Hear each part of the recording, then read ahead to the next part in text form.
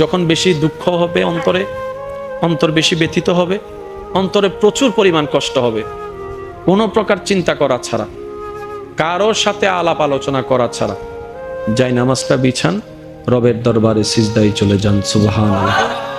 চোখটা বন্ধ করেন, চোখের পানি ছাড়তে থাকেন, মন হালকা হতে থাকবে, সিজদায় রবকে বলতে থাকেন, যা বলার বলতে থাকেন, যেভাবে বলার বলতে থাকেন।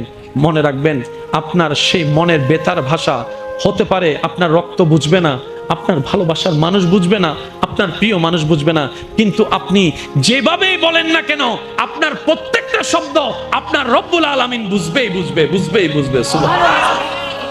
আপনি যখন ওনাকে দুঃখের কথা বলবেন, উনি আপনার দুঃখটাকে হালকা করে দিবে, সেই দুঃখের খবর প্রকাশ করে আপনাকে কখনো বেইজ্জত করবে না।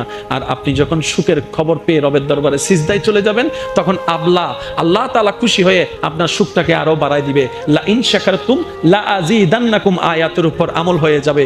আপনি শুকরিয়া করতে থাকবেন, সুখটাকে বাড়তে থাকবেন, সুখের কথা বলতে থাকবেন, রব্বুল আলামিন দেখে দেখে আপনার সুখও বাড়ায় দিবে, শান্তিও বাড়ায় দিবে। বলেন না সুবহানাল্লাহ।